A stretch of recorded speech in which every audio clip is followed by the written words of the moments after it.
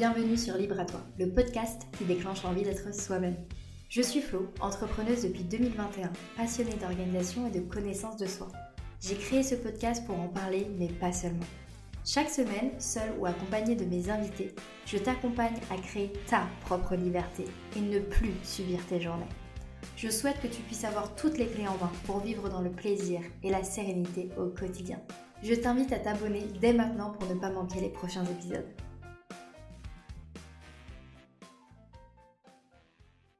Hello! Dans l'épisode du jour, j'ai reçu Alexandre, avec qui on a parlé de la création de son entreprise avec un ami comme associé. On parle des choses concrètes derrière l'entrepreneuriat comme l'administratif, les prêts, la banque, la location et la rénovation d'un local, et même trouver ce local, et de lancer une campagne Ulule pour aider à financer son projet. Alexandre partage avec nous son parcours de jeune entrepreneur, de la toute première conversation lors d'une soirée qui a lancé l'idée jusqu'à leur premier client, en passant par la relation entre associés. Je te souhaite une très bonne écoute.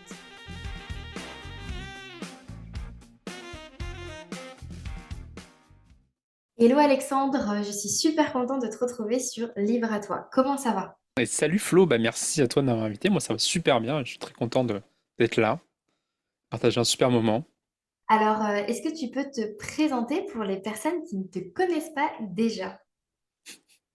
Écoutez, salut à tous. Moi, c'est Alexandre. Donc, j'ai 29 ans et du coup, je suis un jeune entrepreneur parce que j'ai monté ma société cette année. Et c'est de ça qu'on va vous parler aujourd'hui. Puis j'espère que ça va vous plaire. Merci. On sent les années de Mm. stream dans la présentation. Et du coup, raconte-nous un petit peu quelle a été cette idée, dans quoi tu t'es lancé. On a eu l'idée farfelue de monter ce qu'on appelle un bar à jeux de société. Donc, c'est un concept qui est québécois et qui est arrivé il y a quelques années, il y a une dizaine d'années maintenant, principalement sur Paris. Et ouais, du coup, on s'est lancé sur ce projet de le créer on va se appeler la grande banlieue parisienne, parce qu'on est sur la Seine-et-Marne, qui est pas forcément un département porteur pour tout ce qui va être sortie culturelle, mais enfin de ce style-là. Mais ouais, on s'est lancé là-dessus s- parce que nous, déjà, on est fans de jeux de société. On est aussi fans de bière. Tout simplement. Et voilà, on a voulu créer un endroit qui nous plaisait, qui nous ressemblait. Donc, on est parti sur le bar à jeux de société. Et c'est un projet qui est tout récent parce qu'on a ouvert vraiment début juillet. Donc, je suis vraiment jeune entrepreneur pour le coup. Et tu parlais de la genèse du projet. Alors, la genèse du projet, ça date d'assez longtemps. Donc, comme je disais tout à l'heure, moi, en fait, j'ai 29 ans.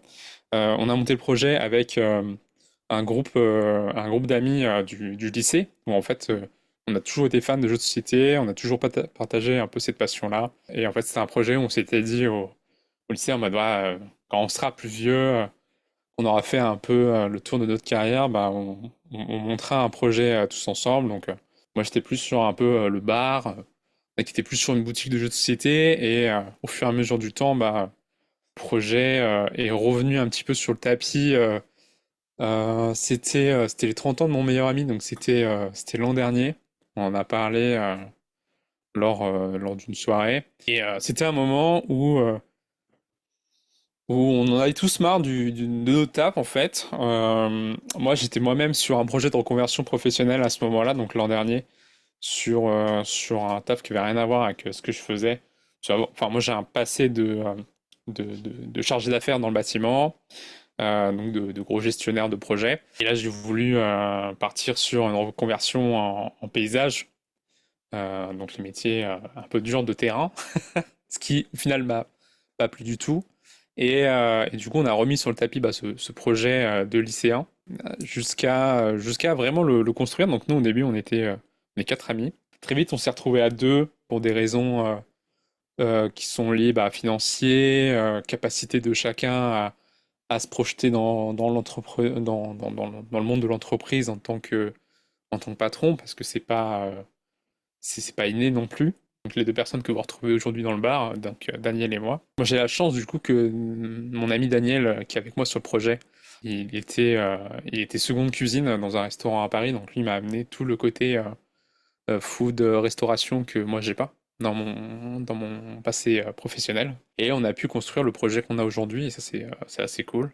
C'est intéressant que tu dises que c'est parti d'une envie de quand vous aviez 18 ans. Donc maintenant, vous en avez la trentaine. Donc en fait, c'est trop cool de se dire, OK, on avait ce rêve-là à ce moment-là. Et aujourd'hui, on le réalise comme quoi, eh Exactement. ben, on a toujours le temps de réaliser les rêves qu'on a envie de réaliser. Et en plus, de faire ça avec, des amis, d'adolescence, d'enfance, c'est un petit peu, le goal de plein de gens, je crois, monter sa boîte avec son meilleur pote. C'est un peu un rêve que plein de gens se racontent et avec certaines personnes, ça le fait et ça fonctionne. Avec d'autres personnes, ça ne fonctionnera pas et c'est aussi super intéressant que tu aies dit que vous êtes passés de 4 à 2 pour plusieurs raisons et ça, c'est hyper important, je pense, quand tu choisis tes collaborateurs, tes associés, de bien être sûr de la personne avec qui tu t'engages. On peut être très amis dans la vie, mais absolument pas fait l'un pour l'autre dans le monde professionnel. Exactement. Et encore moins fait l'un pour l'autre pour être associés, parler d'argent, parler de responsabilité, pour diriger ensemble et prendre des décisions qui vont impacter l'autre et la vie de l'autre. Ah ben c'est exactement ça. Après, moi je connais, enfin je côtoie du coup plusieurs entrepreneurs qui sont du coup associés pareil avec des amis et tout. Et justement il y avait un qui est à peu près à notre âge aussi et qui m'avait dit bah au final être associé c'est comme une vie de couple, hein.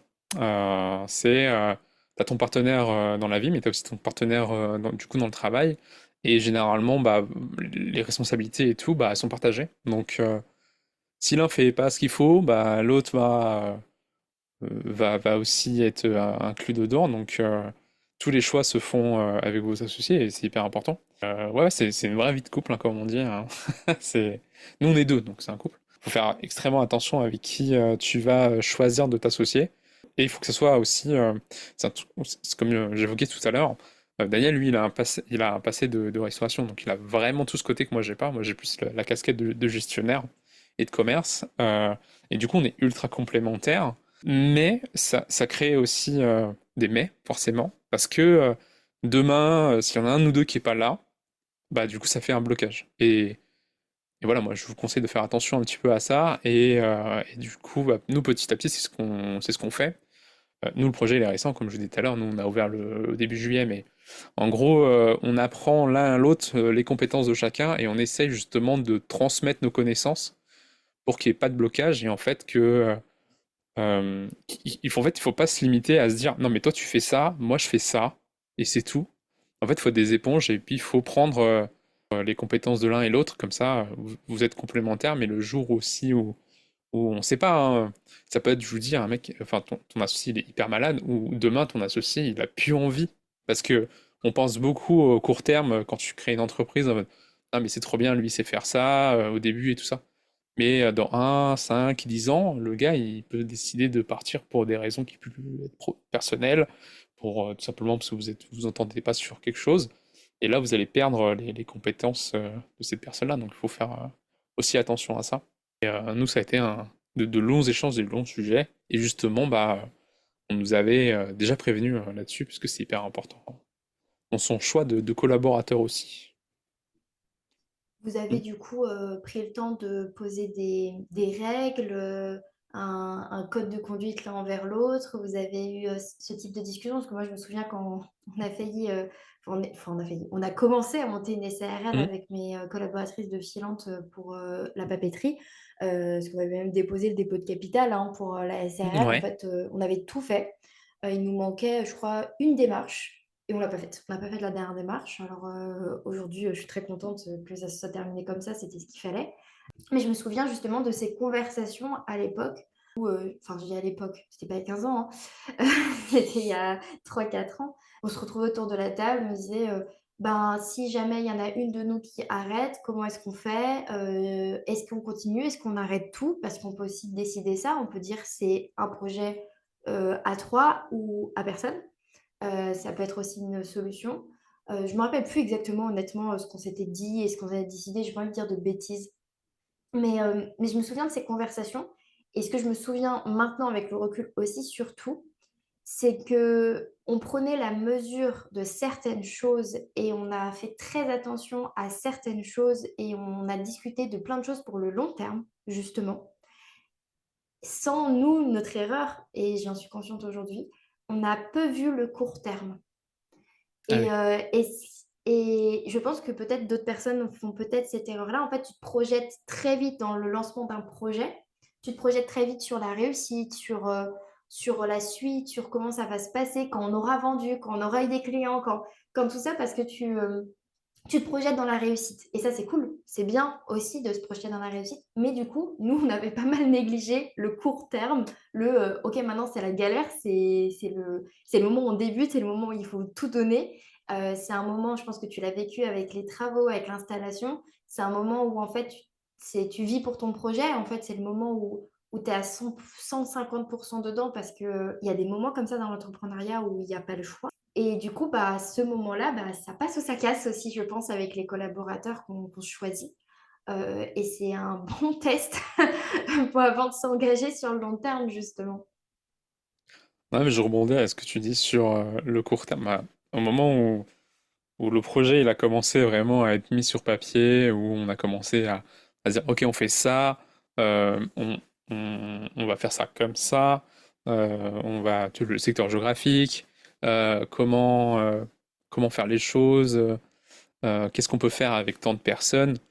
euh, et tout ça, c'est là où je vais pas rentrer dans les détails, mais on est passé de 4 au tout début. Au début, la quatrième personne, elle s'est dit, bon, moi, financièrement, tout de suite, là, tout de suite, je peux pas m'inclure dans un projet comme avec l'envergure qu'on a nous.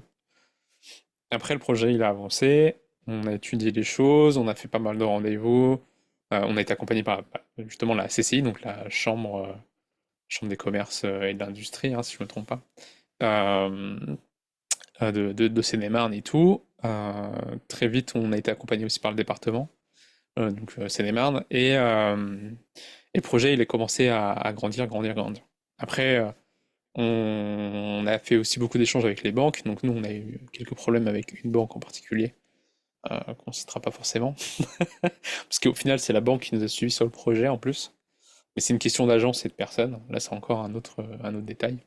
Au fur et à mesure du projet se construit et tout, bah, on a justement une des troisièmes, enfin on va dire la deuxième personne qui a quitté le projet, la troisième, qui est partie là parce que quand on a vu que les choses se concrétisaient et que ça allait demander implication de responsabilité, implication de financière, hein, parce que bah, on fait un crédit, hein, on crée une entreprise hein, généralement, surtout quand on crée une entreprise avec un local fixe. Donc une personne a dit bon bah là ça va être chaud. Je pensais pas aussi que le projet allait se monter aussi vite. Après, nous il y a aussi un truc où et tout le monde nous l'a dit, alors ce qui est pas une mauvaise chose, mais ce qui a fait qu'aujourd'hui je pense qu'on a perdu aussi une personne, c'est que le projet nous il s'est monté très très vite. Alors moi je suis un peu je suis un peu comme ça, c'est que quand j'ai une idée en tête, je l'ai pas ailleurs, et en fait je suis full dedans. En grosso modo, je parlais un peu de temporalité, on a monté le projet, donc on en a rediscuté à 4, on va dire, on était en juin 2023. Euh, en, en septembre 2023, tout était posé sur papier. Prévisionnel, chiffres, études de marché, tout en septembre, tout était prêt. Et en septembre, j'ai fait aussi le switch au moment où, en fait, moi, j'ai arrêté de travailler pour une entreprise fin août, début septembre. Et c'est là où j'ai pu me mettre à 100% aussi sur l'écriture et l'étude du projet. Euh, et c'est allé très très vite, on va dire à peu près donc septembre, octobre. Octobre, on était positionné sur un local. Non, je vous dis, ça allait très très vite, hein. Du coup, octobre, on a lancé la campagne Ulule, parce que justement, on s'est dit c'est bon, on a un local, on est positionné, on a lancé notre campagne de communication sur le projet. En parlant du Ulule, bah, du coup, on a eu septembre, octobre, on a eu aussi tout ce qui va être études artistiques, en gros, toute la direction artistique du projet, que ce soit les logos, la thématique, tout ce qui va être lié au merchandising, parce que si tu vas vouloir faire du merch un petit peu autour de ton projet et tout, donc tout ça, ça allait vraiment très très vite. Et tout ça, pour info, ça coûte de l'argent, hein. Faut pas le négliger. Un, un bon logo et tout, c'est de l'argent.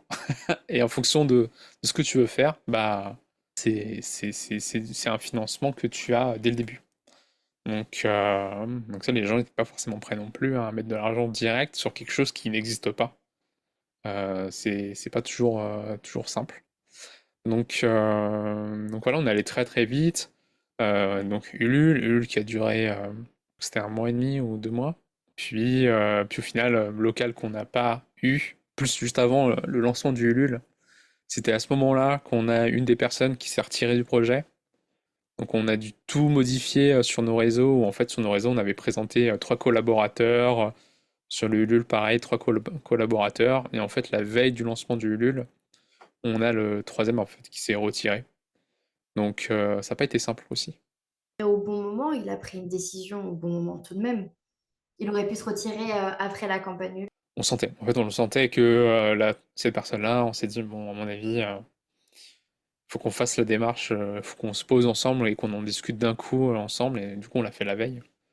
On a fait non mais là on sent que t'es pas dedans et tout, donc on a préféré on a préféré faire ça avant le Ulule justement, pour que ce soit carré Surtout, aussi pour la communauté, qu'il n'y ait pas de dire bah attends ce gars-là il était sur les réseaux et tout, il était sur le Ulule et là il est pas dans le local, c'est bizarre, hein.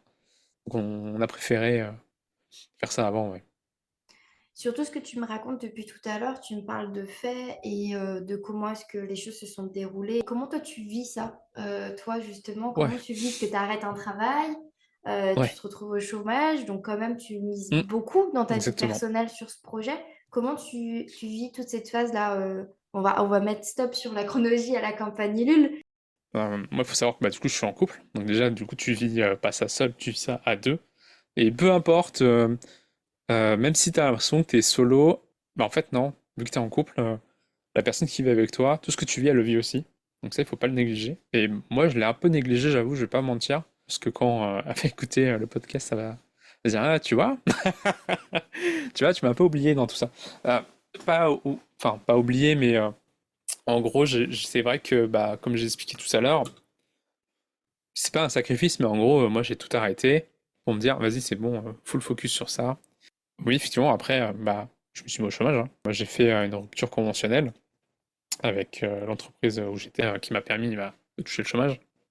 Après, j'ai un passé qui fait que, je vais pas vous mentir que le chômage, bah, il est agréable, hein. Il est pas difficile. Et heureusement, sinon, j'aurais jamais fait ça. Sachant que bah, moi je suis propriétaire dans un appartement et tout, donc le choc financier il peut être un peu dur. C'est pas facile pour tout le monde de se dire ok j'ai un projet, je le monte. Ah oui mais par contre mon chômage je le touchais tant, du coup c'est pas beaucoup. Et du coup il va falloir faire des sacrifices. Mais même moi, hein, enfin, c'est agréable, mais du coup tout mon rythme de vie en fait il a changé. Tu sors beaucoup moins, nous on sortait beaucoup. Du coup bah, ça modifie aussi ta vie de couple, hein. Où tu vas moins au restaurant, tu vas moins faire de sorties, tu te prives un peu. Ça, c'est un truc cool psychologiquement, faut se préparer aussi. Tu fais plus tes courses pareil. C'est vrai qu'on n'en parle pas trop hein, dans entrepreneur, mais si moi j'ai eu la chance d'un entrepreneur qui a maintenant sa boîte depuis, ça fait 6 ou 8 ans. Et si, lui il m'avait prévenu, il m'a dit voilà, ouais, tu te lances dans un truc où tu sais que la boîte elle va pas te payer au début, du coup tu vas faire que du chômage, et le début est pas simple. Donc il y en a qui a été assez transparent, mais c'est vrai qu'il y en a très peu. Parce que en France, en plus, on a un peu ce délire de on parle pas trop d'argent, on parle pas trop des difficultés de chacun. On aime bien montrer quand on réussit, mais pas trop quand on galère. Mais c'est vrai que ce cap-là, il est un peu difficile à avoir psychologiquement en fait en tête, de se dire bon bah écoute, moi je vous le dis honnêtement, j'étais au chômage, j'ai vécu un mois comme si je gagnais comme ma vie d'avant. Après tu regardes ton compte, tu fais ah ouais putain, j'ai fait plus de dépenses que que ce qui rentre sur le compte, que bon, on va se calmer, du coup, t'es obligé un peu de reprendre la façon de voir les choses et la façon de consommer et de sortir. Donc, ouais, ouais, ça, c'est vrai que ça a été un peu un gap un peu difficile aussi. Et puis, bah, comme je le disais tout à l'heure, moi, je suis en couple, du coup, bah, ça, on le vit à deux. Et voilà, après, on s'adapte. Mais c'est un point important à échanger, bah, du coup, avec la personne avec qui tu partages ta vie. Parce qu'en fait, elle aussi, ça va rayonner sur elle aussi et sur sa vie. Donc, Sur la partie financière, c'est vrai qu'on n'en parle pas énormément sur les gros médias ou peut-être entre nous directement. Je sais que mm, moi, j'ai beaucoup échangé avec d'autres entrepreneurs sur des cafés virtuels ou même sur le podcast sur ce sujet-là. Donc, c'est un sujet que je pense que beaucoup ont conscience. Euh, Moi, personnellement, j'ai eu du droit, quand je me suis lancée dans l'entrepreneuriat, j'ai eu droit au chômage que pendant 6 mois et j'avais pas un chômage très haut. Ensuite, j'ai vécu sur mon tout petit revenu et la bourse de mon mec. Vraiment, donc justement, on était à deux en couple et il me soutenait et on a fait énormément de sacrifices. Enfin, on n'est pas partis en vacances ensemble pendant presque 4 ans. Donc ouais, vraiment, il y a eu beaucoup de sacrifices, il y a eu beaucoup de choses que j'ai décidé de faire et d'entreprendre d'une certaine manière. Aujourd'hui, je dirais pas que je regrette, parce que ça serait dommage de regretter, mais je pense que si je pouvais recommencer, je ferais les choses un peu différemment et surtout, je prendrais conscience, du sentiment que j'ai à la fin de ces sacrifices pour le résultat que j'en ai eu. Après, il y en a qui te diront, «Ben, tous les sacrifices que j'ai faits, je les referais parce que ça valait le coup». Moi, je suis pas l'exemple de l'entrepreneur qui peut te dire que ça a valu le coup parce que j'ai pas réussi à rester en entrepreneuriat, j'ai pas réussi à faire décoller ma boîte, j'ai pas réussi, en fait, tout ça. Donc en fait, tu peux pas dire que ça valait le coup. J'ai kiffé ma vie entrepreneuriale et j'ai kiffé ce que j'ai fait et tout ce que j'ai monté comme projet. Par contre, est-ce que dans le ratio, ça a valu le coup? Je ne sais pas. Et je pense que dans le discours, peut-être qu'il faut aussi dire que parfois on fait des sacrifices et que ça va pas forcément donner le résultat de la success story en fait. C'est peut-être ça qui manque dans le discours parce qu'on peut mm, entendre beaucoup d'entrepreneurs dire moi j'ai fait des sacrifices et puis derrière j'ai réussi. Je suis arrivée à Paris avec 10 euros en poche et j'ai monté ma boîte. Aujourd'hui je fais des millions. Enfin, ça c'est des histoires qu'on a tous entendues et c'est des histoires qui font que du coup, tu te dis: «Je peux faire pareil et je vais faire pareil et je vais faire ces sacrifices-là» et cetera.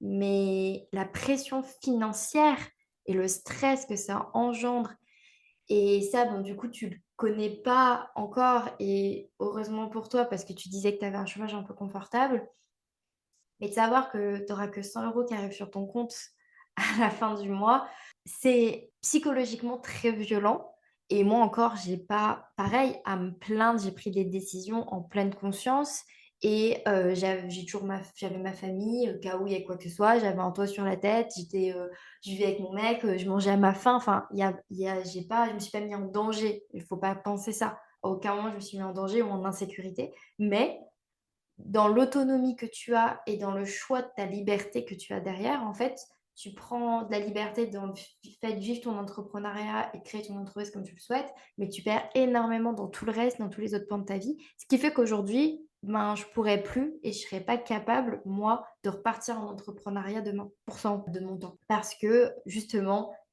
j'ai besoin de ce confort et de cette sécurité-là, que va m'offrir le salariat. Mais du coup, c'est pour ça que c'est intéressant d'échanger encore et toujours sur ces sujets-là pour les personnes qui veulent se lancer dans l'entrepreneuriat, qu'ils aient bien tous les pans. Il faut vraiment être conscient de ce qu'on est prêt à faire, quitte à attendre un petit peu, bah, comme certains de tes amis qui ont dit: «Là, pour l'instant, je suis pas capable et je suis pas apte, je m'arrête pour assumer ça financièrement» et donc c'est hyper, hyper, hyper important de le rappeler, je pense. ouais, bien sûr. Après, moi, l'idée, c'est pas de décourager, hein, mais c'est de prévenir.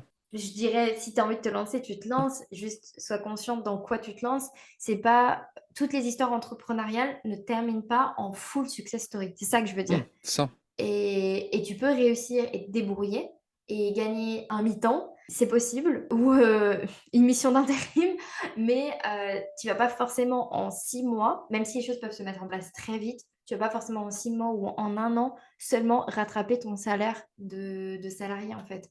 Exactement. C'est que, je pense, 10 des personnes qui se lancent, voire 5 qui y arrivent. Surtout que, enfin, une entreprise, pour voir si elle est pérenne ou pas, c'est minimum 2 ans. Toutes les études, elles le montrent, hein, c'est 2 à 3 ans, parce qu'en gros, la première année, on va dire, c'est le lancement. T'es exonéré de pas mal de choses. Après, bah, deuxième année, il va falloir que tu puisses bah, payer tout ce qui va être taxes, impôts et tout ça. Et après, tu auras aussi la surprise des charges salariales.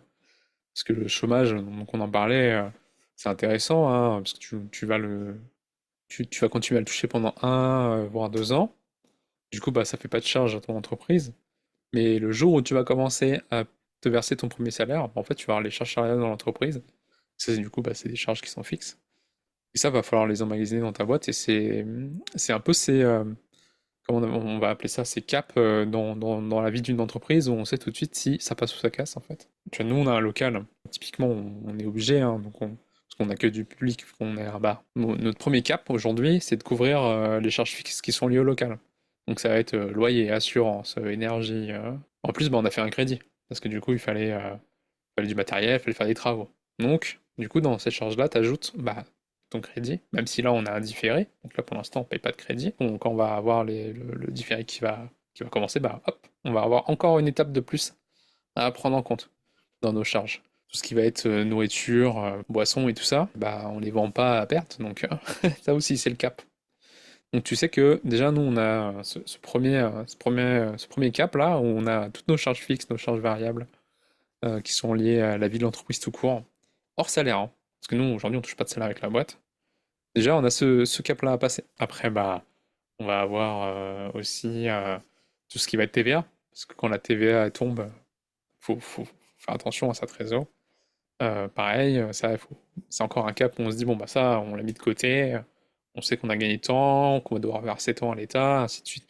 Donc, il y a ça. Plus après, bah, juste plus tard, bah, du coup, salaire, parce qu'on parlait salaire, échelle salariale.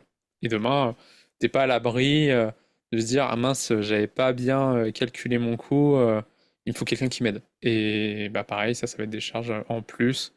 Est-ce que tu prends un salarié ou non? Est-ce que tu prends ouais, un Un freelance extra. ou exactement un extra? Voilà, c'est le mot que je cherchais. Et c'est vrai que tout ça, dans la vie d'entreprise, au début, on n'y pense pas forcément, mais ça arrive assez vite, hein. Est-ce que tu n'y penses pas plus quand tu montes, j'imagine que vous avez monté une SARL? Nous, on est une SAS, hein. Tu y penses peut-être un peu plus quand tu montres une société avec une responsabilité un petit peu plus large que quand Mm. tu es micro-entrepreneur, parce que à Ouais. ce moment-là, comme toi, tu as dû faire aussi, vous avez dû faire un crédit, tu montes Mhm. un dossier pour la banque, et quand tu montes un dossier pour la banque, on te demande des business plans, des plans de projet, on te Ouais, demande de exactement. faire tout un tas de recherches et de prouver que ton idée va être viable et que tu vas pouvoir redonner l'argent à la banque dans un certain temps. C'est Donc, ça. ça force un petit peu plus à réfléchir aux moyens de faire entrer de l'argent. Et moi, je me rappelle, pareil, quand on était en train de monter Filante, on a réfléchi à beaucoup de choses. Quand on est rentré dans une pépinière d'entreprise, on nous a demandé le business plan, on nous a demandé beaucoup de choses. Et honnêtement, à l'époque, j'étais tellement inexpérimentée et tellement loin de toute cette partie gestion et vente que moi, comme je disais, je voyais long terme, j'imaginais que les ventes, elles allaient tomber comme des petits pains. Enfin, vraiment, honnêtement, on avait dû beaucoup réfléchir à comment est-ce qu'on allait faire rentrer de l'argent dans l'entreprise et quel était notre plan et faire des comparaisons avec des concurrents. Peut-être que tu as dû faire la même chose, montrer ce que les concurrents font, comment est-ce qu'ils gagnent leur vie, etc. Au moment où on s'est lancé, on n'avait pas trop trouvé nos concurrents. On les connaissait soit pas, soit ils étaient mal référencés, soit ils sont arrivés quasiment en même temps que nous et un peu après, parce qu'aujourd'hui, je vois très bien qui auraient été nos concurrents, clairement. Mais du coup, tout ça, ça m'avait forcé à réfléchir à tout ce pan. Et c'est aussi ce qui a fait, comme tu l'as expliqué, que on a pris des décisions de ne pas continuer parce que c'était trop, en fait. C'était trop pour nous, trop à ce moment-là, et trop de responsabilités et une projection en fait qui, on le sentait au fond de nous, qui n'était pas réaliste. Par contre, du coup, ça permet vraiment de réfléchir à tout ça, ça permet vraiment de te dire, ok, est-ce que ce que je suis en train de faire, ça va être viable sur long terme. Alors que c'est vrai que quand tu te lances en micro-entreprise en tant que digital entrepreneur, tu passes 1h30 à créer ta boîte, tu fais ta demande d'acre, tu te lances. en fait, et tu essayes de vendre tes premiers produits digitaux, tes premières prestations, et en fait, tout est vachement plus simple, plus accessible, mais du coup, on manque peut-être de réflexion à ce moment-là et de projection sur réellement le long terme. Tu peux te faire accompagner par les coachs de business qui vont te dire projette-toi sur 3 ans, 5 ans, etc. Mais on ne te fait pas réellement bosser, je trouve, enfin tout seul. L'État te dit pas et tu lances un business là. Ça te dit, tu te projettes réellement sur tes chiffres et sur ce que tu penses pouvoir faire dans tant de temps. Ça te dit, tu vérifies que tu vas pouvoir vivre pendant 1 an, 2 ans sans avoir à te verser de salaire. Et tu regardes s'il vaut pas mieux que tu cherches un travail à temps partiel pour éviter d'être dans la galère. Tu vois, t'as pas cette conscience-là. Et du coup, c'est intéressant que tu en parles parce que bah, on n'avait pas parlé encore, tu vois, sur mon podcast. Non, mais après, j'en parlais tout à l'heure, et nous, on a eu la chance. Après, on habite pas loin de. Enfin, nous, alors, pour nous situer géographiquement, du coup, on est sur le secteur de Poto-Combo, hein, c'est là où le bar il est installé. Donc, on est sur le secteur de Marne-la-Vallée, on va dire. Donc, tout ce qui va être tout le bassin de développement est parisien, le long de l'A4, en gros, jusqu'à Disneyland Paris. Donc, c'est vrai que nous, on a la chance d'être de ce côté-là. Du coup, on a pas mal d'outils comme j'évoquais tout à l'heure, qui va être du coup la Chambre des commerces. On va avoir Réseau Initiative Nord 77 qui accompagne les entreprises. Donc en fait, c'est vrai que là-dessus, on a eu beaucoup d'accompagnement et ça, c'était assez cool. Ils étaient bien ces accompagnements. Il y avait un vrai suivi. Ils vous ont vraiment aidé. Franchement, il y a accessible, répond facilement aux questions et non, c'était vraiment agréable comme retour. Parce que au début, comme on l'évoquait un peu tout à l'heure, t'as ton idée, tu sais que t'as besoin d'aide financièrement. Du coup, tu dis, bah ma banque va m'aider. La banque, t'aide pas, hein. La banque, elle a un intérêt derrière. Donc, enfin, elle t'accompagne ou elle t'accompagne pas. Après, t'as l'autre partie qui va être l'État, où bah, il faut que tu enregistres ton entreprise, faire la création, de ce que tu parlais tout à l'heure. C'est super compliqué, hein. Bah, nous, en tant que SAS, on nous a demandé pas mal de choses, parce que du coup, on est plusieurs associés. J'ai fait beaucoup d'erreurs quand j'ai fait mes documents, parce qu'en fait, on te demande une liste de documents quand tu crées ta boîte. Et il y a des détails que tu vois nulle part hein, quand tu vas sur le site. Ce matin, en fait, tout passe par une plateforme en ligne qui est un enfer, hein. Ce qu'ils ont fait, c'est infernal. Le moindre truc qui est payant, par exemple, on me demande un truc. Moi, enfin, je me dis, c'est public. Et on te demande de faire une parution sur les journaux, qui s'appelle les annonces légales quand tu crées une entreprise. C'est payant, On avait dû faire la même chose. C'est payant, ouais. Nous, on a payé ça dans le vide, du coup. c'est pas donné, c'est une centaine d'euros de mémoire. Pour une entreprise privée, t'es en mode, enfin, quoi? Ça, je l'ai payé 2 fois, parce que du coup, j'ai fait une erreur. Du coup, bah, j'ai dû refaire une annonce légale, du coup, j'ai dû repayer. Et tout de suite, tout ça, tu sais, c'est plein de petits trucs comme ça. On te dit, ouais, aujourd'hui, c'est à peu près à 1000 euros pour créer une boîte. C'est beaucoup plus, ça. Entre les formations, si tu veux te faire accompagner ou non, parce que nous, du coup, la création de l'entreprise, bah, on l'a fait avec la Chambre des commerces. Du coup, bah, on a dû payer pour qu'ils nous aident, parce qu'on voyait tout ce qu'il fallait faire. Enfin. Et du coup, heureusement qu'on a été accompagnés. T'es dans tout ça, t'es accompagné, vous avancez. T'es dans tout ça, tu t'es fait accompagner, vous avez su aller demander de l'aide là où vous aviez besoin d'aide, donc ça c'est hyper important. Ouais, Donc on revient sur cette campagne Ulule qui avant. débute, ouais, Ouais.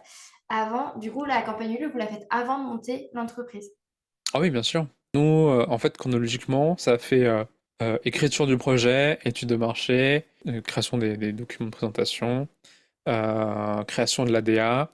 Dans tout ça, rendez-vous avec les banques pour savoir si du coup le projet peut être suivi ou pas, parce que vu qu'il fallait un financement, on part pas dans l'inconnu. Donc les banques sont prêtes à nous suivre. On fait la campagne Ulule. La campagne Ulule elle a deux objectifs, c'est faire connaître le projet, parce que c'est un gros outil de communication, et bah du coup lever des fonds pour nous aider à lancer le projet. Nous, on l'a plus utilisé comme moyen de communication, avec des contreparties pour expliquer le projet et tout. Les fonds, bien sûr, nous ont aidés, hein, mais ça a été plus un moyen de justifier auprès des banques, auprès des organismes qui pourraient nous aider et tout ça, de dire, bah oui, on a levé, nous, je crois, on a levé 2700 euros qui est bien et pas bien. C'est Pour bien un pour montrer projet que comme le vôtre, qui généralement n'a pas de levée de fonds, non, je pense que c'est très bien. Dans c'est tous les OK. cas, tu montres l'intérêt d'une clientèle potentielle. C'est ça. Qui la Nous, l'idée, paye, même pas pour aller boire une bière, tu vois. Il paye pour ouais, le projet. ouais, c'est ça. Après, dans les contreparties, bah, il y avait une boisson offerte. Mais Oui, mais généralement, tu l'utilises pas. Enfin, tu le fais sans forcément y penser réellement, cette boisson. non, non, non. Mais, euh, mais en fait, ça nous a servi de preuve, comme quoi un projet comme le nôtre, parce que un bar à jeu, quand tu présentes un projet comme ça, déjà, tu as le côté alcool. Donc déjà, l'État, pas trop fan des entreprises qui font ou vendent de l'alcool. Parce que c'est un danger. L'alcool est un danger, hein. Il faut consommer avec modération, bien sûr. Du coup, ça veut dire que tu mets un bar dans un quartier. Donc, est-ce qu'on est content qu'il y ait un C- bar dans tel C'est quartier, de ça. telle ville, etc. Donc déjà, ça paraît cool, mais pour une ville, c'est pas cool. Parce que du coup, tu crées de l'insécurité dans ta ville.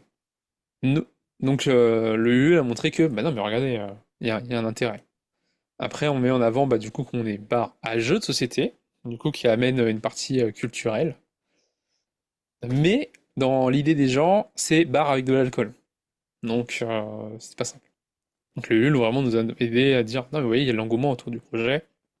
Et d'ailleurs, nous, on a eu de la chance et on les salue, qui est un projet un peu similaire au nôtre, qui est la Guilde André Lexia à Toulouse, qui a monté un projet, donc bar à jeux de société, axé sur le jeu de rôle, donc encore plus de niche. Quand tu as le jeu de société qui a un spectre très large, dedans il y a le jeu de rôle, il y a pas une grosse clientèle dessus. Il a monté ce projet qui a cartonné à Toulouse, Ulule qui a explosé. De ce que je vois sur les réseaux, ça tourne pas mal et tout. Ils sont suivis sur les réseaux. En parallèle, quand nous on présentait le projet, on disait bah regardez, nous on a Ulule, vous voyez ce que ça donne. Et regardez ce que ça donne à Toulouse. Regardez, c'est pas mal hein, ce qu'ils ont fait, hein. Et nous, ça nous a pas mal aidé aussi pour défendre notre projet et se dire bah en fait ça marche, il y a de la demande.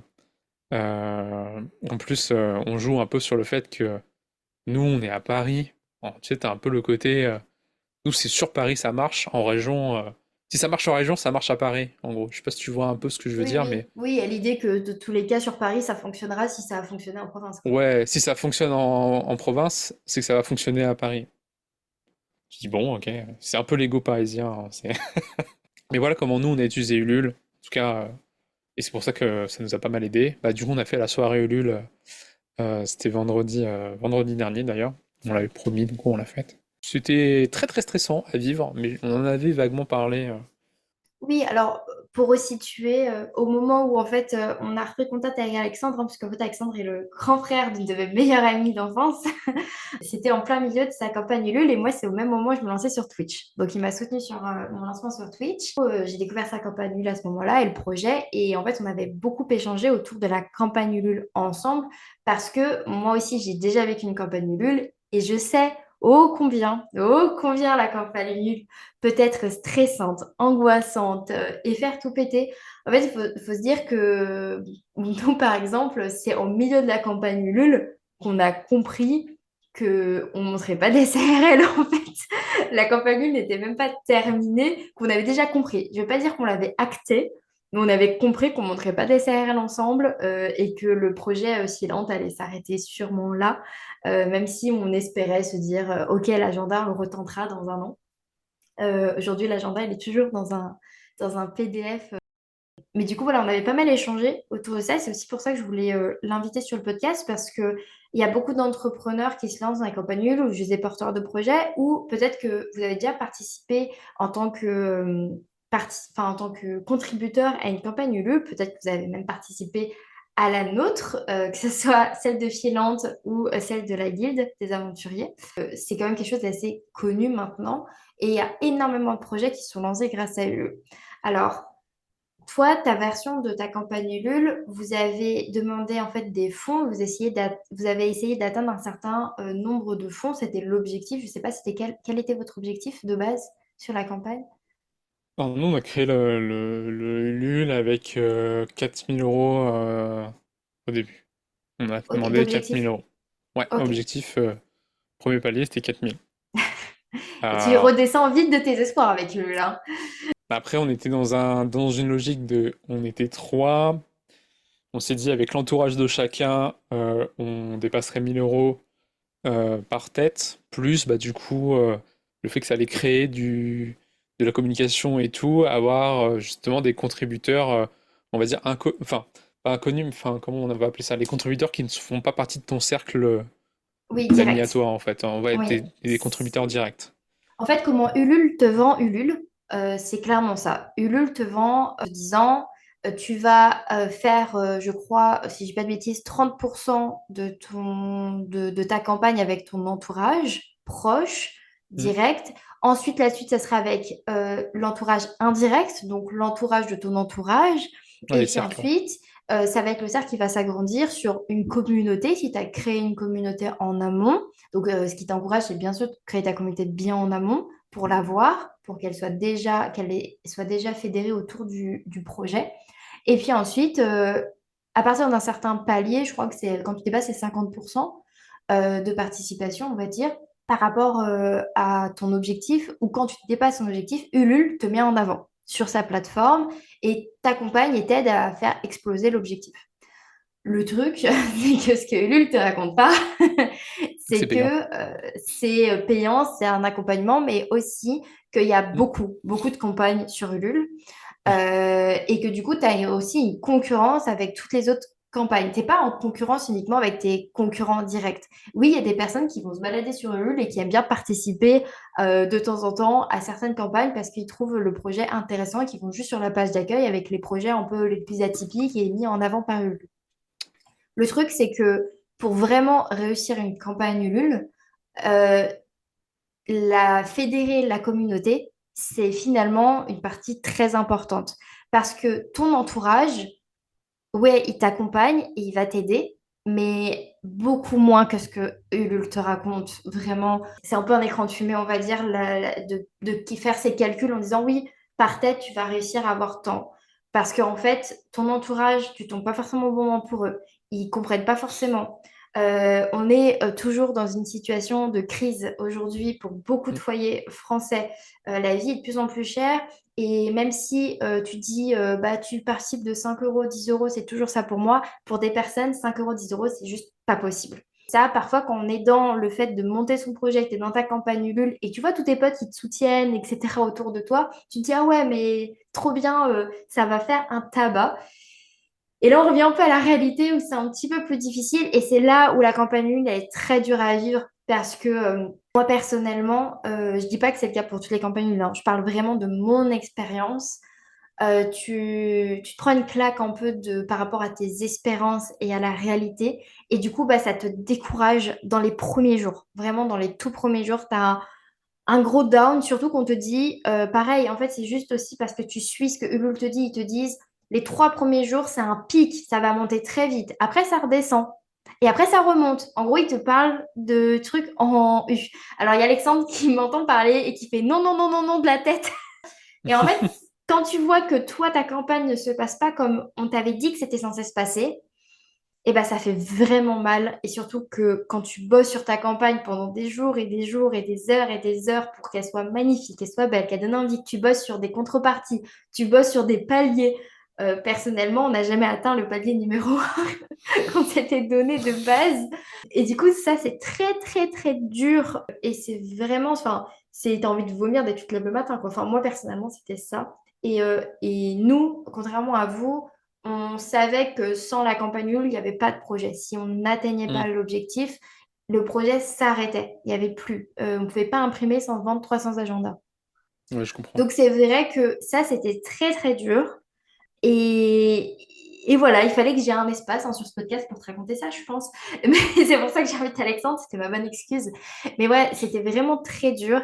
Et, et c'est trop bien quand tu vois les success stories grâce à Ulule, hein. Mais en vrai, quand tu analyses ces success stories-là, c'est des gens qui ont bossé pendant souvent 1 an à 2 ans avant de lancer leur campagne Ulule à fédérer une communauté. et à faire des études de marché et à travailler avec leurs clients potentiels, etc., à faire des réunions. Enfin, la campagne Ulule dont tout le monde adore parler, c'est celle de Respire. Respire, elle a bossé pendant plus d'un an avant de lancer sa campagne Ulule. Elle faisait des réunions dans Paris, dans des bureaux qu'elle louait pour parler avec ses clients potentiels qui lui donnaient plein de conseils et plein de tips. Elle a fédéré de fou sa communauté bien avant la campagne Ulule. Quand elle a lancé sa campagne Ulule, elle avait déjà des centaines de clients. Elle les avait déjà. Elle avait déjà sa communauté, elle avait déjà ses clients. Bon, j'ai raconté mon expérience. Je t'en prie, à toi. C'est marrant parce que enfin, c'est vrai que les projets, généralement, ils sont réfléchis sur 1 ou 2 ans avant de lancer une campagne Ulule. Moi, comme je disais tout à l'heure, nous, on a fait ça en 2 mois. On s'est dit, on le fait, on le fait pas. Vas-y, on le fait. De toute façon, nous, dans tous les cas, Ulule ou pas Ulule, en fait, le projet allait se lancer. Comme je disais tout à l'heure, c'est que quand j'ai une idée en tête, je l'ai pas ailleurs. Et du coup, l'idée, c'était dans tous les cas d'ouvrir un bar. Et du coup, ouais, le Ulule, l'expérience du Ulule, elle était un peu, un peu qui se coule. On pensait vraiment que ça allait prendre beaucoup. On était trois, juste avant le lancement du Ulule. Du coup, on s'est dit, bon, bah, il y a à peu près l'entourage de chacun qui va amener les 1 000 € sur les 4 000. Bah, du coup, on s'est retrouvé à deux au lancement du Ulule. Donc, on était toujours deux à 4 000. En sachant que Ulule, c'est très verrouillé. C'est en fait, tu écris, c'est contrôlé par quelqu'un. Après, tu le valides ou pas. S'il y a des modifications à faire, tu dois les faire. Si t'as pas le droit de passer outre, s'ils te disent ça, il faut le modifier, tu dois le modifier. Tout est carré. Du coup, Ulule fait vraiment attention aux projets qu'ils mettent hein, sur leur plateforme. Tu peux pas mettre tout et n'importe quoi. Donc, d'un côté, c'est bien, mais d'un côté, en fait, quand tu as besoin de modifier un truc à la der, en mode t'es la veille pour le lendemain et il faut que tu modifies une info parce que t'as un truc qui a changé, c'est hyper chiant. On a dû décaler, nous, de 1 ou 2 jours lancement à cause de ça, bref. On pouvait plus passer de 4 000 à 3 000. En plus de ça, bah, du coup, il fallait changer tous les visuels. Et du coup, non. Partout, on était à 4 000. Donc en fait, il aurait fallu demander à notre directeur artistique, parce qu'on a été suivi par un directeur artistique pour la création de notre entreprise, de changer tout, quoi. Donc lui, de faire après au graphiste pour changer les trucs, machin. T'as pas vraiment un contrôle sur ce que tu mets déjà. La campagne là s'est lancée, ça met 1000 ans à se lancer. Enfin, déjà, je disais non, non, non, tout à l'heure, en mode quand j'allais faire un geste avec ma main pour la caméra, mais c'est un podcast. Du coup, personne verra ce que je montre. Mais on te dit, bah en fait, ça fait un U. Du coup, au début, ça commence beaucoup. Après, en plein milieu, ça va faire un creux. Et à la fin, ça va redémarrer, donc ça va remonter avec beaucoup de dons. Nous, ça fait complètement l'inverse. Nous, ça fait une bosse. Parce que t'as le côté de le monde attire le monde, le don attire le don. Si personne ne donne, bah en fait, il faut un premier. Le premier, il est pas si facile à avoir que ça, parce qu'on se dit, ah bah le premier ça va être ton entourage, tes amis, tes meilleurs amis, ta famille et tout. Ouais mais non, parce que t'as la condition qui fait que ça dépend du mois où tu le fais, ça dépend de à quel moment du mois tu lances ta campagne, si en fin de mois, bah la personne elle va pas donner. Nous, notre campagne, elle a un peu arrivé comme ça, en mode, voilà, on lance notre campagne telle date, mais du coup les gens avaient pas forcément mis de côté pour dire bah écoute on va participer donc on va donner là tout de suite. Du coup ça a été ah bah attends moi je vais attendre le mois de ma prochaine paye pour participer à ta campagne. Donc du coup bah t'as le côté comme je disais tout à l'heure le monde attire le monde, bah là tu l'as pas parce que les gens ont pas donné tout de suite. Donc après du coup on a eu un début difficile. Alors moi j'ai eu la chance c'est que moi tout mon entourage et tous mes amis proches, pratiquement tous hein, vraiment, j'ai pas à me plaindre, ont participé au cours de la campagne. Mais voilà, on a réussi à valider la campagne Ulule, harcelant un peu tout le monde, hein. Clairement, au bout d'un moment, on en avait parlé ensemble. Ouais, moi, je voulais pas faire trop de racolage, mais au bout d'un moment, en fait, on m'a dit, bon, bah écoutez, tu ressors Facebook, c'est genre le réseau, moi, j'y vais plus hein, depuis des années. C'est ce que je t'avais dit sur Facebook, Messenger, et t'envoies des messages à tout le monde. Oh, salut, ça fait longtemps, voilà, je montais le projet, on est sur Ulule, est-ce que tu veux bien nous aider? Et en fait, on a été obligé de faire ça à tout le monde. On a pris des tempêtes, hein, de gens, c'est inadmissible, tu me recontactes que pour ça et tout. Mais je te jure, on a pris des tempêtes. Mais après, tu leur dis, bon voilà, c'est un projet, tu participes pas. C'est ça, en fait, il faut aussi. Moi, perso, je reçois ce genre de message, je me dis, bah, si j'ai pas de réponse, je réponds pas. Si ça me saoule, si ça me plaît pas, bah, je réponds pas. En fait, ça te coûte rien de pas répondre. Enfin, franchement, et puis on sait jamais, ça se trouve que tu vas tomber sur quelqu'un qui est fan de jeu et qui va kiffer le projet, qui va être trop content de participer, qui va trouver ça trop bien. Moi, je me rappelle aussi des personnes proches qui n'ont pas participé, qui n'ont pas acheté l'agenda, alors qu'ils étaient là en mode un peu soutien, etc., qui n'étaient pas là, en fait, pendant la campagne. Et d'autres personnes qui m'attendaient, mais absolument pas, qui m'ont même pas envoyé de message, qui m'ont même pas rien dit, qui n'ont pas répondu à mon message sur Messenger et qui ont participé et qui ont pris un agenda. Enfin, et là, en fait, tu as des bonnes surprises. Tu peux en avoir des moins bonnes. On a du mal vraiment à soutenir les gens. On va plus facilement aller acheter dans une grande surface un agenda à la con, tu vois, je reprends mon exemple, que d'aller soutenir quelqu'un qui lance son projet sous plusieurs prétextes. C'est trop cher, c'est pas dans mon budget, c'est pas vraiment ce que. Mais derrière, de pas prendre conscience que tu soutiens quelqu'un. Tu es au-delà d'un acte d'achat ou d'un investissement, tu es dans le soutien profond de l'entrepreneuriat de quelqu'un ou du projet de quelqu'un. Et on va plus avoir tendance quand on a un pote qui se lance dans un projet, alors je suis sûre que tu as dû l'avoir. Ouais, quand je viendrai boire un coup, tu me feras une réduction, hein, ce sera gratuit, vu que je suis un pote, tu vois. Ça, c'est typical, hein. Ouais, on a plus tendance à avoir des gens qui vont demander que ça soit toi qui leur rend service que l'inverse. Ouais, alors nous, ça c'est vraiment le commentaire qu'on a eu. Pas par notre entourage proche, parce que notre entourage proche, c'est les premiers à venir, à dire, tu te dis, ah bah écoute, je peux te faire goûter ça, et le mec il fait, non mais je paye, tu vois, donc nous, là-dessus, ça va, on a quand même pas mal de chance, mais effectivement, mais oui, typiquement, le gars que tu demandes un truc, il vient pas, par contre, il fait, ah bah là, attends, nous, on est potes depuis longtemps, tu peux m'offrir au moins un coup, et tu fais, c'est facile, c'est facile. Après, ça va, nous, on a eu la chance de pas trop le vivre, mais oui, oui, ça, bon, on l'a eu, hein. Le coup de.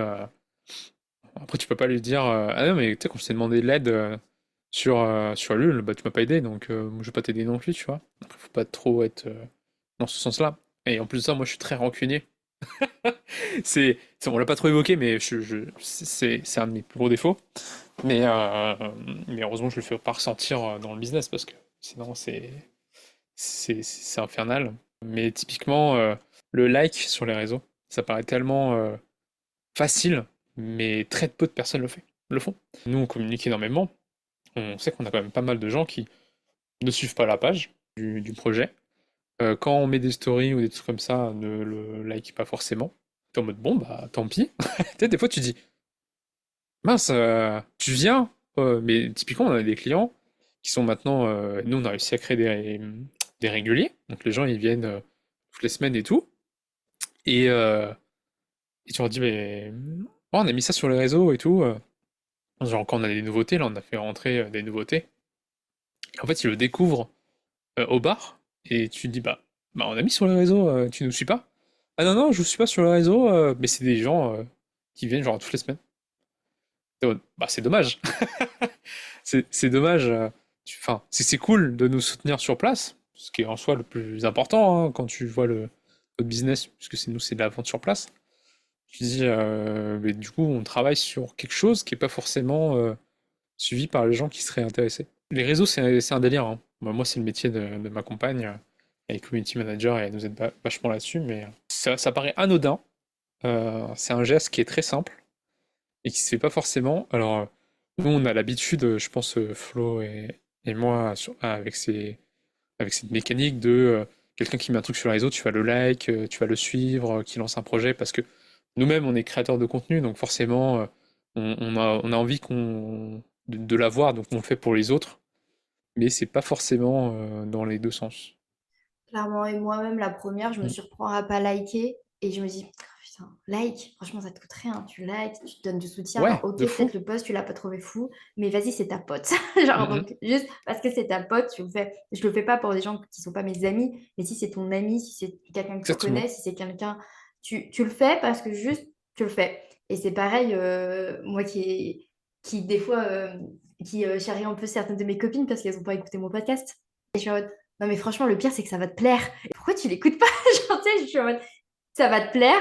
Et genre, en plus, tu me soutiens et en plus, tu peux me faire des feedbacks hyper honnêtes que ma communauté me fera pas forcément, tu vois. Bien Donc, sûr. franchement, vas-y, va écouter mon podcast. Enfin, qu'est-ce que t'attends pour le faire? Donc, vraiment, c'est ce genre de petits trucs où des fois, limite, t'es un peu. Bah, en vrai, tu ressens quand même, t'es un peu vexé de pas être soutenu ou de pas être soutenu par un projet par les gens qui te sont proches et que tu respectes et que t'aimes. Euh, Tu vas être vexé. Alors, des fois, après, moi, je me remets dans. J'essaie de rester humble, de me dire, bah, en fait, attends, je me remets à ma place. Toi, tu fais ce projet, toi, tu mènes ce truc-là pour certains buts.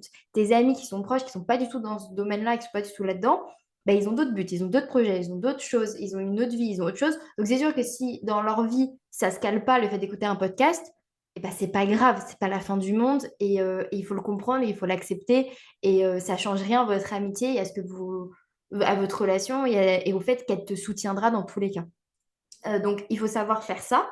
Mais c'est vrai que parfois, tu as un peu envie de taper du poing sur la table et de dire, hé, viens, tu me soutiens. Un petit like sur mes réseaux, ça ne te coûtera absolument rien et ça sera toujours un like de plus qui me permet, moi, de développer mon projet. Après la campagne Ulule, vous avez réussi à vous faire accompagner par une banque, vous avez réussi à avoir le local. Comment ça se passe ensuite, l'installation, les travaux et du coup l'ouverture du bar? Ça n'a pas été simple. Déjà, le local, quand on a fait le financement Ulule, on l'a pas eu, au final. Bon, c'est entre le bailleur et nous, on a dit, bah nous, au final, on se positionne pas dessus, enfin bref. Comme j'évoquais tout à l'heure, aujourd'hui, créer un business qui est autour de l'alcool, c'est pas simple. T'as beaucoup de réglementations, t'as pas le droit de t'installer à certaines distances des écoles, des lieux médicaux, des lieux publics, des lieux de culte aussi, bref, t'as beaucoup de réglementations. On est sur un secteur géographique qui est ce qu'on appelle très dortoir, voilà, pardon. On est sur des villes qui sont dortoirs avec des centres-villes qui sont pas forcément très très bien développés. Du coup, bah, trouver quelque chose qui est intéressant dans les critères de la loi et avec un loyer, les loyers ils sont excessivement chers hein, là où on est. Pas loin d'un loyer parisien alors qu'on est sur la banlieue, quoi. Donc ça a été assez long. Après, on a eu une opportunité un peu éloignée de notre secteur de recherche, mais en fait limitrophe à notre secteur de recherche. Donc nous, on cherchait que des choses qui coûtent cher. Centre-ville, gare RER, pas très loin d'une autoroute, et pouvoir se garer en centre-ville. Donc on s'est dit, bon, ça va pas être simple. Et on a trouvé à Ponto Combo. On a eu une opportunité, on est vraiment à 200 mètres à pied de la gare. Et on est juste à côté de la Francilienne qui nous emmène sur la 4. On est vraiment sur un beau croisement et c'est à 10 minutes de chez moi. Donc nous, on a eu cette opportunité-là. On est sur un local commercial qui était anciennement de la vente de matériel médical. Donc on a fait une grosse transformation de ce local. On a fait 3 mois et demi de travaux là-dessus. 3 mois et demi où tous les travaux qui ont été effectués dans le local ont été faits par Daniel et moi. On n'a pas fait appel à des entreprises. Le seul moment où on a fait appel à une entreprise, c'est pour l'installation des tireuses à bière parce que c'est spécifique et t'es obligé quoi. Après on a fait faire un bar sur mesure qu'on a fait fabriquer et qui a été livré, mais du coup on l'a monté nous-mêmes, on a fait les installations nous-mêmes des équipements et tout ça. Donc 3 mois et demi qui ont été longs en sachant que du coup bah, Daniel, associé, était encore en activité. Donc en gros lui il venait m'aider quand il était pendant ses jours de repos. Donc ça n'a pas été simple. On a fait 2 mois comme ça. Après, lui, faudrait plus en parler avec lui, mais lui, il a galéré à faire la rupture de ce contrat avec sa patronne, donc ça n'a pas été simple. Je crois que ça ne l'est toujours pas aujourd'hui. Mais ça serait plus lui qui vous en parlera que moi. Du coup, lui, il a pu m'aider à 100% qu'à partir du mois de juin. Donc on a fait 3 mois et demi de travaux, mais grosso modo, pratiquement 2 mois où j'étais un peu seul, et lui il venait pendant 6 jours de repos. Après, bah, moi j'avais mon père hein, qui venait m'aider tous les week-ends à faire les travaux, donc ça nous a pas mal aidé, en sachant que pas mal de surprises hein, quand tu prends, enfin de toute façon quand tu fais de la rénovation, quand tu fais des travaux, peut-être tu devais faire un truc, puis tu fais oula, c'est quoi derrière? Oh, va falloir qu'on traite ça, et mais que des trucs comme ça. que des surprises à gérer, mais ça s'est plutôt bien passé. Gros rush à la fin. Déjà, on a eu beaucoup de retard aussi sur la livraison. Du coup, je vous parlais de faire un bar sur mesure. Alors, un bar sur mesure, c'est cool, hein, mais on a eu 2 semaines de retard. Du coup, qui nous a décalé, du coup, l'aménagement. On a eu énormément de retard sur les meubles, en sachant que nous, on a, par exemple, on a ouvert le 7 juillet, mais sans les chaises. On a dû acheter des chaises pliantes dernière minute. Vraiment, on les a reçues. On a ouvert un dimanche, on les a reçues mardi, je crois. Parce que nos chaises qu'on avait choisies avec le design et tout avaient 8 semaines de retard. On les a reçues au mois d'août. Donc on a fait une ouverture avec des chaises temporaires et on a dû trouver des solutions pour ouvrir. Des trucs un peu cons, mais par exemple la machine à café. Genre, on l'a pas eu. Du coup, on a dû recommander une machine en urgence. Et normalement, le prestataire qui nous gérait le café devait nous fournir la machine, les tasses et tout ça. Et là, vous voyez, nous, ça fait 2 mois qu'on est ouvert. On a reçu la machine à café, les tasses. Du coup, j'ai dû les commander moi-même. En fait, j'ai tout passer en direct. Et je les reçois et je vais les chercher demain. Donc, en fait, c'est que des détails comme ça sur les travaux, enfin, les délais. Au moment où toi, tu as fait ton étude, où tu voulais tes éléments de déco et tout a augmenté. Donc du coup, tu as une gestion de ton achat qui est pas le même. T'es jamais à l'abri d'une surprise. Ça peut être une bonne surprise comme une mauvaise surprise. Et on a ouvert en juillet. Du coup, c'est pas une ouverture simple d'ouvrir en plein été. Mais ça s'est bien passé. On a un prévisionnel, on est au-dessus de nos prévisionnels. Nous, on est très contents. On a fait notre soirée de lancement, on a été complet. Enfin, notre journée de lancement. Et après, là où c'est dur aussi, une phase qui est très dure au début, c'est ok, donc t'es sur les réseaux, t'as fait ta campagne, t'as ouvert ton local. On a fait une ouverture complète, mais complète, hein, avec une rotation de table et tout, sans personne enfin, sans avoir de personnes qui attendent d'avoir une table. Donc c'est un confort aussi pour le client qui découvre le projet et qui a pas à attendre qu'une table se libère. Donc en fait, ça s'est vraiment hyper bien passé.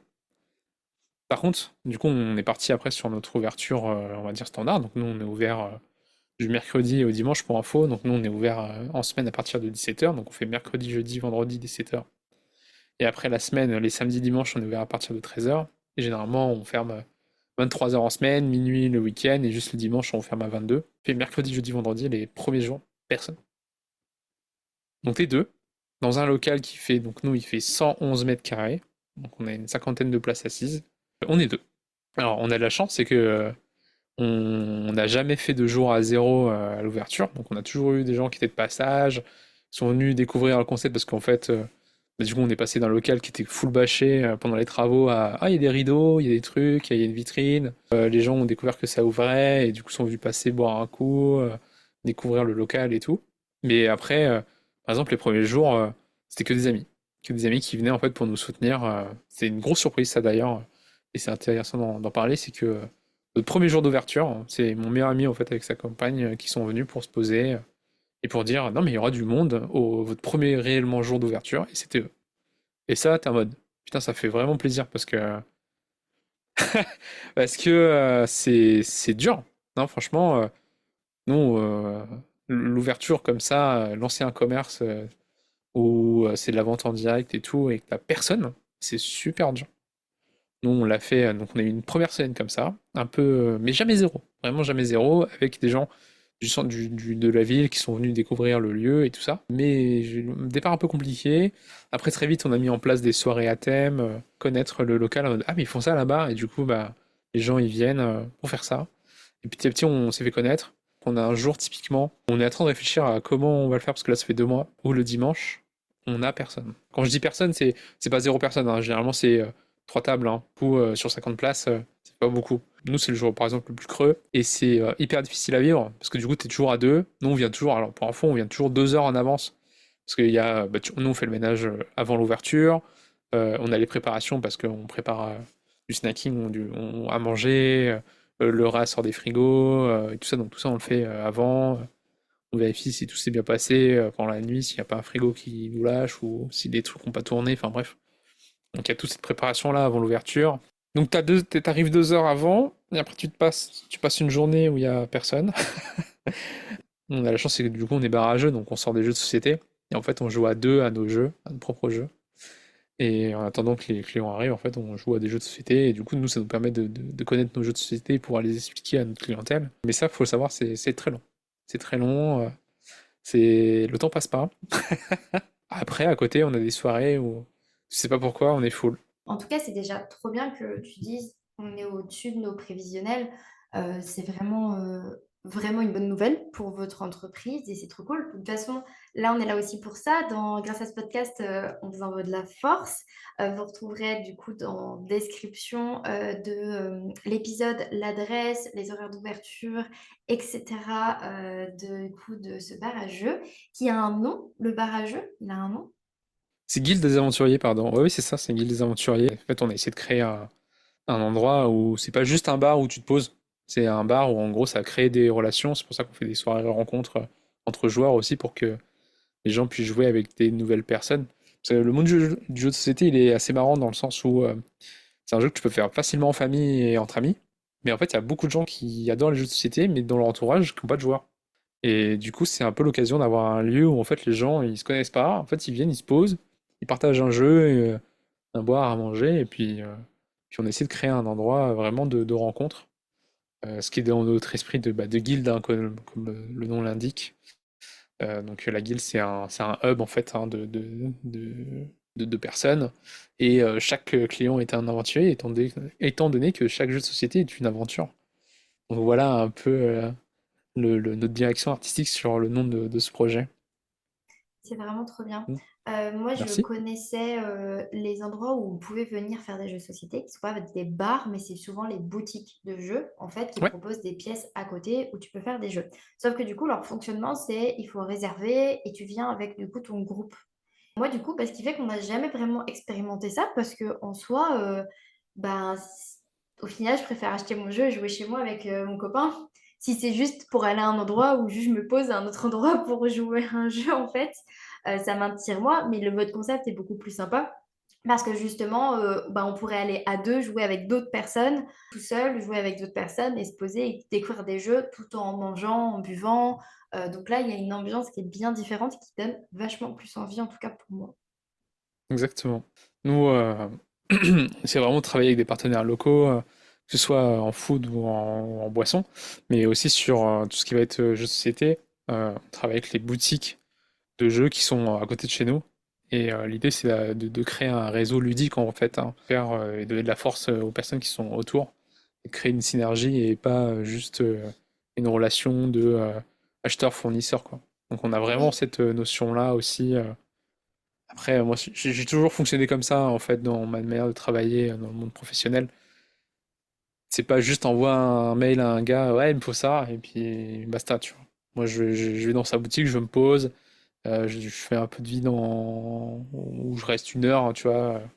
On se montre des jeux, on discute un peu de tout. Je discute aussi bien avec les clients qui sont sur place que je les accompagne un peu là-dessus. Donc voilà, tu sais, il y a vraiment une sorte de synergie qui se crée autour des partenaires et ça c'est cool aussi. merci beaucoup pour toute ton histoire autour de ton projet, autour de votre projet. Ce que je peux te proposer, c'est de nous partager un apprentissage que tu as eu sur toi, quelque chose que tu as pu apprendre pendant cette année d'entrepreneuriat. Euh, alors, moi ce que j'ai appris, c'est... ouah, que dire? Que dire? Que dire? Ça va être plus de transparence. En fait, ce que je faisais pas forcément avant, et ça c'est un défaut que madame a toujours dit, c'est que je garde les choses pour moi. En fait, je suis quelqu'un qui garde mes pensées, euh, qui a tendance à pas trop communiquer là-dessus. C'est assez marrant parce que quand on est comme ça en discussion, j'ai tendance à parler beaucoup et faut pas hésiter à me couper. Mais il y a beaucoup de choses que je garde pour moi et que j'ose pas forcément dire. Ce que j'ai appris, c'est dire les choses tout de suite. Tout de suite, faut dire les choses. Mais attention à comment en dire les choses aussi. C'est que je vais être quelqu'un qui va être très tranchant quand je dis les choses et tu peux pas l'être avec tout le monde. Il y a des petits trucs de temps en temps où je dis ce que je pense en mode oh là, ça va pas. Ou même moi, je dis non mais dis les choses quand tu vois qu'il y a un truc qui va pas sur moi. Mais vu que des fois je réagis un peu trop tu sais, un peu brutalement ou genre vraiment sans filtre. Du coup, je sais que Daniel, qui nous écoutera, n'ose pas me dire les choses comme moi je l'ai dit et ça je l'ai appris, je l'ai appris là récemment. Vraiment, on peut avoir peur de me dire les choses. Et moi aussi, je dis pas forcément les choses correctement ou je les dis pas en fait. Tout bas, quand on en parlait au tout début, hein, vous êtes associés. Enfin, on est associés, donc c'est comme une vie de couple, il faut se dire les choses. Et faut pas hésiter à faire des échanges et tout, c'est important. Et voilà, c'est ce que j'ai vraiment appris, en tout cas dans la vie d'entreprise.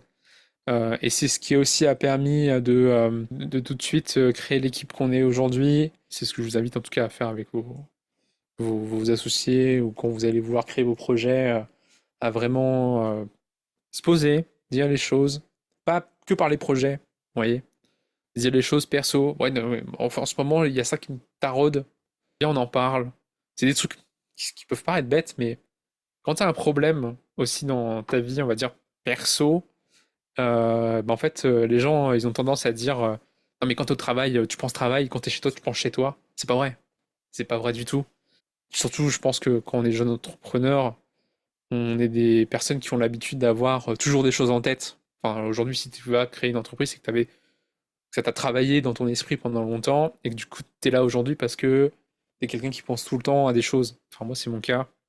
Mon esprit s'arrête jamais de penser à quoi que ce soit. Et du coup, t'arrives pas à scinder les choses, en fait. Moi, je le vois quand t'es au boulot, tu penses maison. Quand t'es à la maison, tu penses boulot.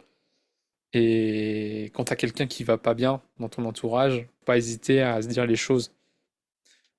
Donc voilà. C'est ça que j'ai appris, c'est parler, communiquer. Qui paraît tout bête. Est-ce que tout le monde va te dire, faut communiquer? Mais dans les faits, c'est super dur, en fait. Faut apprendre à communiquer. Il faut apprendre à communiquer. Apprendre à communiquer, mais c'est super dur. Parce que t'as peur de blesser et tout. Donc, Ce qui manque peut-être aussi au monde du salariat, ce que tu disais, dire les hmm. choses. Peut-être que ça Ouais, manque aussi un peu au monde du salariat et c'est qu'avec ça. la hiérarchie, etc., on a tendance à pas le Hmm. faire ou à mal le faire. Ou voilà, ça manque de transparence, de se dire les choses. Et si un salarié pouvait dire facilement, sans que ça soit mal vu ou mal pris à son manager, que la manière dont il lui parle le rend Hmm. mal ou le stresse ou le met inconfortable, il y a beaucoup de problèmes qui seraient résolus, je pense, dans le monde du salariat. Les RH seraient tranquilles, hein. Est-ce que tu es prêt pour la question signature du podcast? Ok, vas-y. Alexandre, quelle est ta liberté? Ma liberté. Ouah. Qu'est-ce que. Voilà, je vois pas trop où tu veux en venir, mais ma question. Ouais, ma liberté. Hmm, là où j'en suis aujourd'hui, là où on va dire où je me libère, c'est que je veux vraiment être qui je suis et montrer qui je suis vraiment. Et ça, je me libère vachement. Où j'étais dans un monde du professionnel où tu es en chemise costard toute ta vie. Et en fait, bon là, vous le voyez pas, mais moi j'étais vraiment en mode chemise, tu sais, un peu toujours bien propre sur ton visage, même si je suis propre toujours aujourd'hui, mais dans les critères sociaux de pas de barbe, les cheveux courts quand t'es un homme, machin. Là aujourd'hui, bah, j'ai une grosse barbe, j'ai des cheveux longs, je suis tatoué. Je suis en train de me faire des écarteurs sur les oreilles. Bah, en fait, moi, je suis métalleux, hein, tout simplement. Et je vais être qui je suis. Et là, c'est là où je me libère, quoi. Je parle comme je veux. J'évite de me mettre des barrières sociales sur ma façon de parler. Et voilà, après, bah, vous aimez comment je suis et ça me libère. Voilà.